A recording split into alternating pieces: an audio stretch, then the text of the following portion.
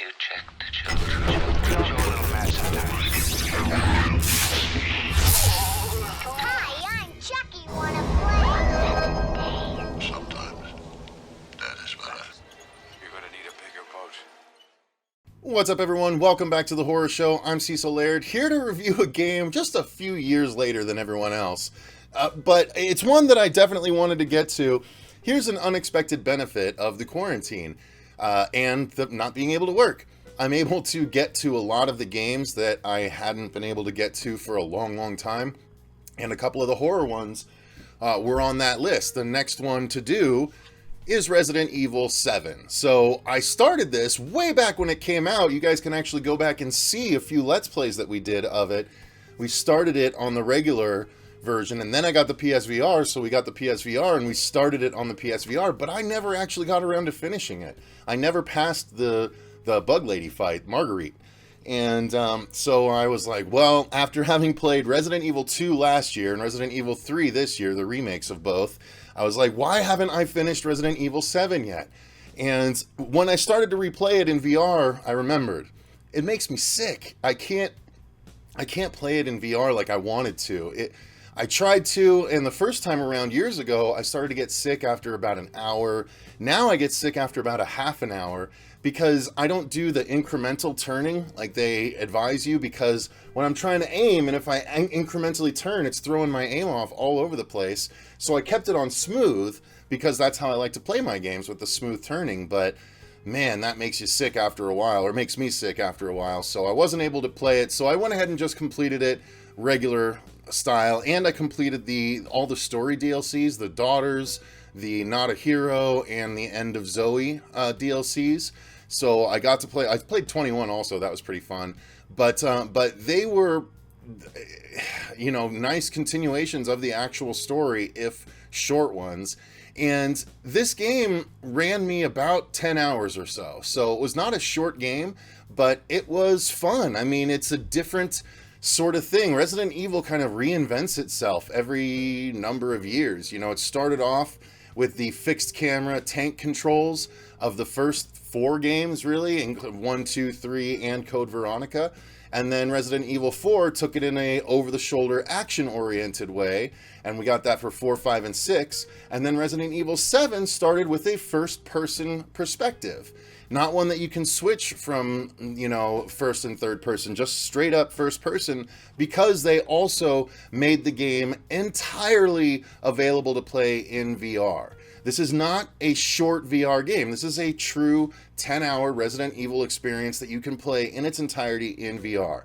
So that alone needs to be applauded for this game, and I'm sure everyone has applauded it by this point. Again, I'm aware that I'm 2 years late on this review, but or 3 years maybe at this point, but it's something I still wanted to talk about because I finally got around to it. I'm a big Resident Evil fan. I've played all the games from 0 all the way up now through 7, and I'm a big fan of them, so I had to get this completed. Now, I'm going to dive a little bit deeper. So the story of Resident Evil does not have to do with our typical heroes that we've seen repeated throughout the different games in the series. There's no Jill Valentine, there's no Leon Kennedy, no Chris Redfield, no Claire Redfield. None of those people are the main people in this game. At this point, I can spoil that Chris Redfield does show up at the very end, sort of tying this into the overall Resident Evil universe.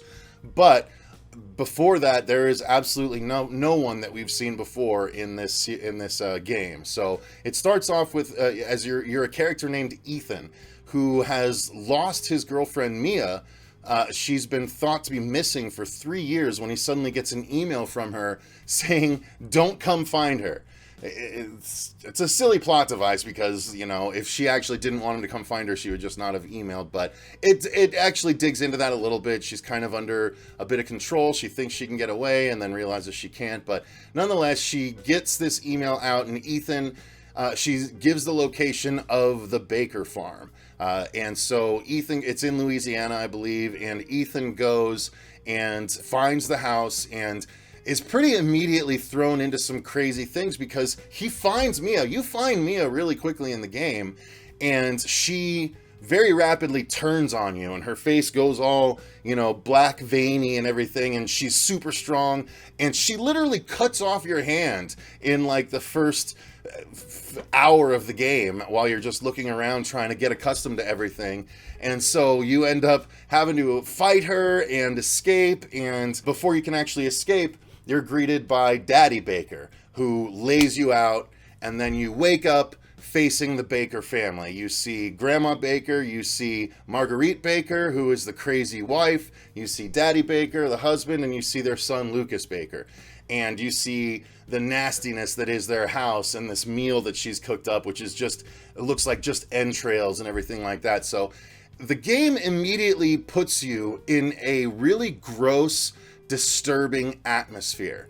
And the graphics, when you do play it in VR, they do take a pretty substantial hit, in my opinion. However, there is the added benefit of being able to actually lean in and look at stuff. So in the regular game, you can open up the fridge and kind of see what's in it. But in the VR, you can open up the fridge and then you can lean in and actually look at the sides of the fridge and inside the door and everything. So there are definitely some really cool benefits to playing in VR. And I actually, throughout the game, would go back and forth. When I was going to a new area, I would play that part in VR, just the introduction, so I could kind of, you know, get the initial play in VR, that experience. And then once I knew the area, I was about ready to switch out anyway. So that's what I would do. But, you know, the graphics itself, they're not super amazing, really. I mean, at this point in time, graphics have come a long, long way. And they're just not the best, but it's because they made the game so it could be played in VR, and the graphical fidelity in VR just isn't quite the same. So I don't know, maybe the regular game took a hit as well. But they mask a lot of it cleverly with the darkness and dinginess of a gross house that's been neglected for at least 3 years and just gone to pot with insects and roaches everywhere and just nastiness. And basically what happens is right away the family is distracted by something and they all go their own separate ways, except for Grandma, who's wheelchair bound. And you free yourself from the chair. Your left hand has been sewn back on and fixed, but you have now a little watch thing on that's, I don't know, it shows how much life you have at least, but nonetheless, you have to start investigating and trying to find Mia or find your way out and get help. And right away, Resident Evil 7 sets up a mechanic where there are a number of times during the game where you have to run for your life. There are people pursuing you in a confined area, and not enemies that you can take out like zombies or later the molded. This is the Bakers. You cannot take out the Bakers. You can slow them down, but you cannot take them out. You can only run from them. So this game came out in the era after Outlast, when running was the only option, and more horror games started to take that. Same with Amnesia. The only option, you can't really fight in that game. You can only run and hide. So they started to take that.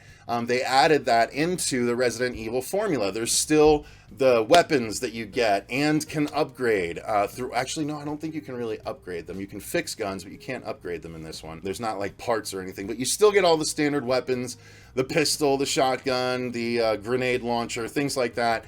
You get the item boxes, all the same Resident Evil tropes, except now it's all in first person and there's chase mechanics involved. You do still have doors that you can't open until you find the right key.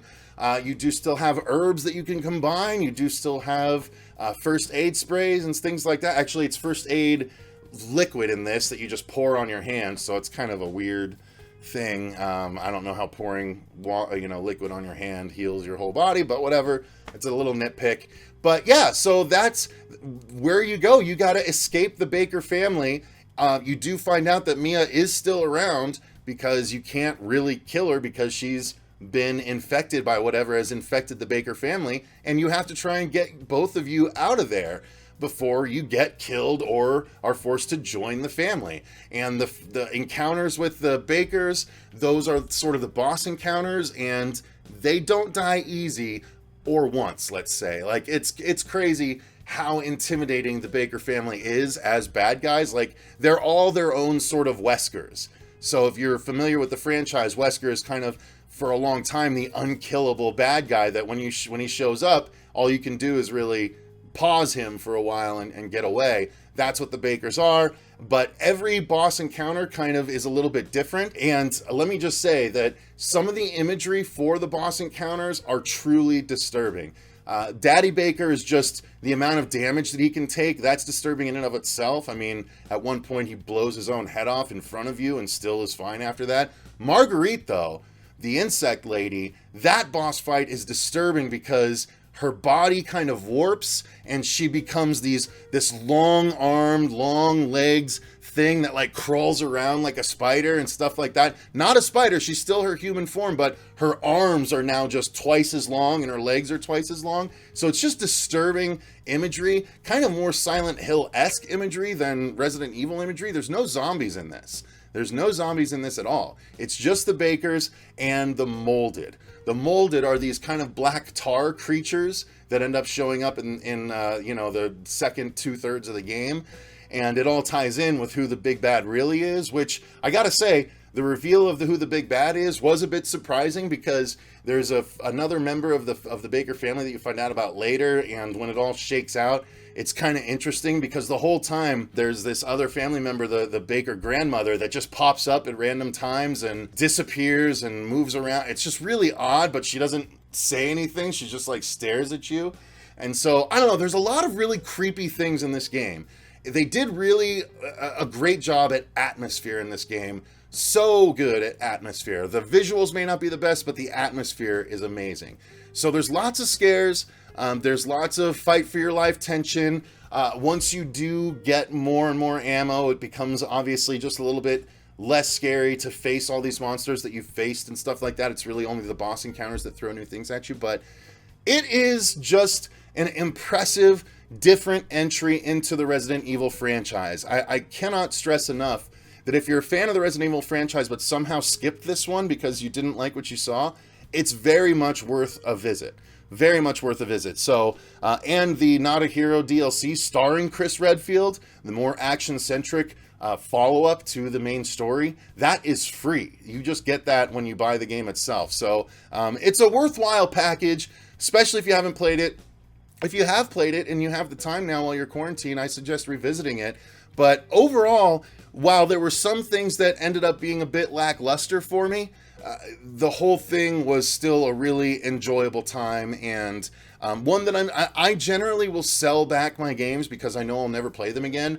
But these Resident Evil games, man, they stand the test of time for me. I held on to the Resident Evil 2 remake, the Resident Evil 3 remake, and now I'm going to hold on to Resident Evil 7 too because they just announced 8. I reviewed this. That's another reason why I wanted to go back. They announced Resident Evil 8 that's going to follow up this story. I don't know. I don't know if it's going to follow up with Ethan, but the logo is basically the same except there's the third eye in there and it's blue instead. So I'm not sure if that's evil with an exclamation point or not. I need to look at that logo closer, but that's going to do it for my thoughts on Resident Evil. I mean, there's long and short of it, it's entertaining, it's scary, it's definitely unnerving if you're the kind of person that doesn't like to be chased in games. Like this and The Evil Within and Outlast are all very similar because they all adopted this mechanic where they're creatures that you can't actually kill, you just have to intelligently escape. And I haven't been raised in Doom and other Resident Evil games to necessarily intelligently escape. A little bit with Mr. X and Nemesis, but usually you kill your way out of situations, and this one you just couldn't do it. So you had to find different ways and you had to just deal with the terror. So it's a great game, it's fun. I'm glad I went back and played it. I'm gonna keep it in my collection to revisit down the line, but yeah, I liked it, guys. If you haven't played Resident Evil 7, I suggest you give it a try. If you have played it, let me know what your thoughts are in those comments down below. Until next time, though, I've been Cecil Laird. If you enjoyed the video, click the like button and subscribe, and the link to our Patreon's in the description box as well, in case you want to request movies for us to review. But remember, guys, stay scared.